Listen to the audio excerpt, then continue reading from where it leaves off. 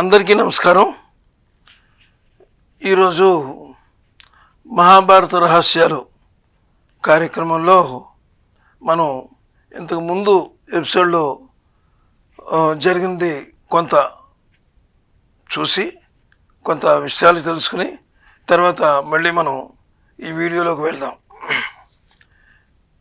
అక్కడ జింకలు ఉన్నాయి కదా, రెండు జింకలు ఇంతకుముందు ఎపిసోడ్లో మనం మాట్లాడుకున్నాం. రెండు జింకలు శృంగారంలో ఉండగా పాండురాజు బాణం వేయడం, అందులో మగ జింకకు అంటే ఆ జింకలో మగ జింకని ఎలా మనం చెప్పగలం అంటే, ఆ బాణం తగిలిన వెంటనే ఆయన ఒక ఋషీశ్వరుడు మనిషిగా అయిపోయాడు అనమాట. మనిషిగా అవ్వలేదు కానీ మనిషిగా మాట్లాడాడు.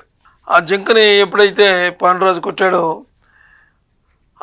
ఆయన ఏం చేశాడంటే, ఋషీశ్వరుడు మరి చాలా బలంగా తగిలింది, ప్రాణం పోయింది, ఆయనకి ప్రాణం పోయే పరిస్థితిలో ఉండగా అప్పుడు ఆ ఋషీశ్వరుడు ఏం చేశాడంటే పాండురాజుకి పాండురాజుని శపించాడు అనమాట.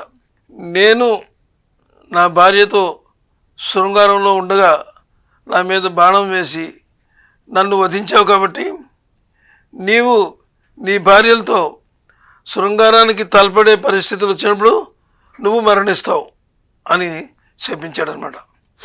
ఎప్పుడైతే అలా శపించాడో ఇక అనేక విధాలుగా పాండురాజు బ్రతిమాలాడు, దీనికి ఏదైనా తరుణోపాయం చెప్పమని.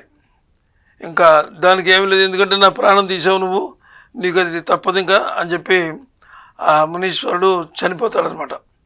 చనిపోయేటప్పటికి ఇక పాండురాజు తన ఇద్దరు భార్యలతోటి ఇంటికి వస్తాడు. ఇంటికి వచ్చిన తర్వాత చాలా రోజులుగా అలాగే వికలమైపోయి మనసంతా రకరకాలుగా అయిపోయి మనిషి ఇంకెందుకు ఈ జీవితం, భార్యలు ఉన్నారు, బిడ్డలు లేకుండా భార్యల దగ్గరికి వెళ్తేనే చచ్చిపోతానని చెప్పి నాకు శాపం ఇచ్చాడు. ఇక ఎప్పుడైనా చనిపోయేదే కానీ ఈ బ్రతికేందుకు అని ఆయన ఏం చేస్తాడంటే ఒక దారుణమైనటువంటి ఒక నిర్ణయం తీసుకున్నాడు అనమాట.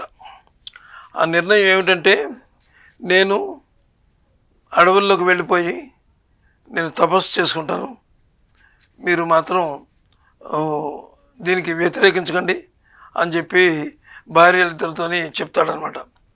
భార్యలిద్దరితో ఎప్పుడైతే చెప్పాడో భార్యలు కుంతి మాద్రి ఇద్దరు కూడా, స్వామి మీరు ఎక్కడుంటే మేము అక్కడే, మీతో పాటే మేము వచ్చి అరణ్యంలో మీతో పాటే మేము అంటే అరణ్యంలో ఉండి అక్కడ జీవనం సాగించడం అనేదాన్ని వానప్రస్థం అంటారు, అక్కడే మీతో పాటే ఉంటాము అని చెప్పి అన్న తర్వాత సరే తమకున్నటువంటి సకల సంపదలు కూడా అందరికీ దానం చేసేసి వాళ్ళు ముగ్గురు కూడా హిమాలయాల వైపుకి ప్రయాణం చేస్తూ ఉంటారనమాట.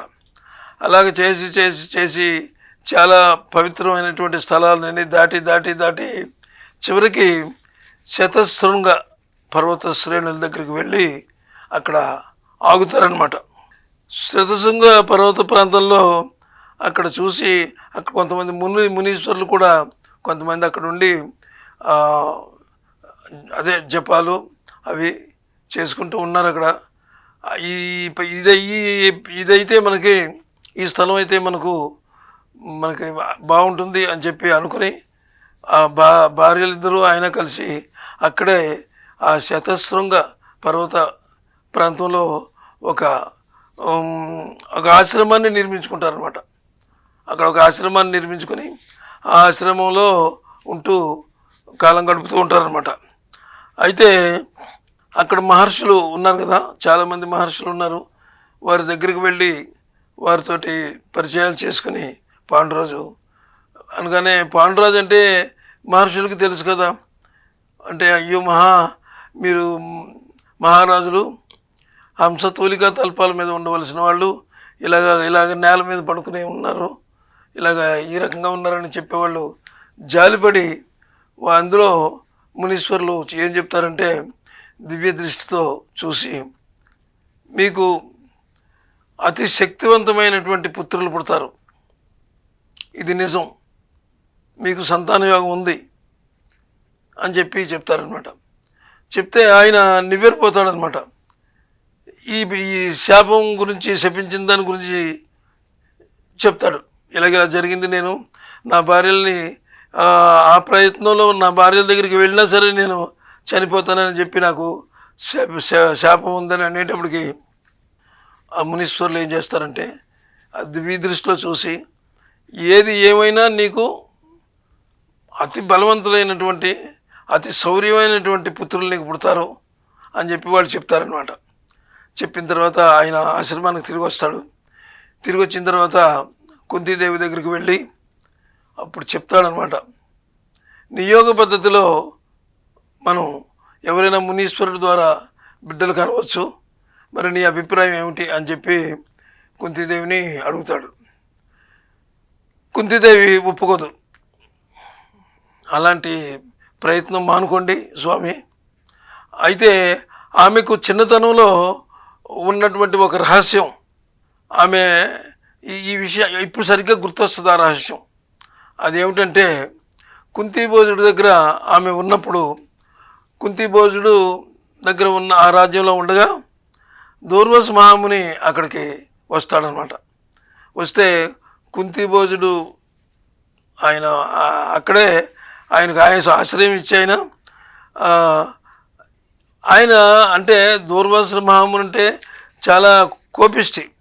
అయితే అంత కోపిష్టికి పరిచర్యలు చేయాలంటే ఎంతో సహనం కావాలి. కాబట్టి కుంతీదేవి చాలా సహనం అయింది కాబట్టి కుంతీదేవిని ఆయన సేవలకి వినియోగిస్తాడు కుంతీభోజుడు. అప్పుడు ఆయన వచ్చి వెళ్ళిపోతున్న చాలా కాలం ఉన్నాడు దూర్వాస మహాముని. వెళ్ళిపోతూ అమ్మాయి, నువ్వు చేసినటువంటి సేవలు నాకెంతో సంతృప్తినిచ్చాయి. నీకు బిడ్డలు పుట్టేటటువంటి ఒక మహా అంటే శ్లోకం, అది శ్లోకం లాంటిదే, అది నేను నీకు చెప్తాను.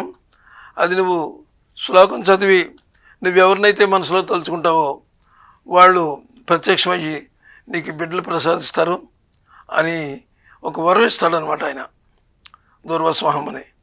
అదే విషయం ఇక్కడ చెప్తుంది, భర్తతో చెప్తుంది, ఇలా జరిగింది. అయితే ఇంకొక విషయం చెప్పడం ఆమె చెప్పకూడదని చెప్పలేదు.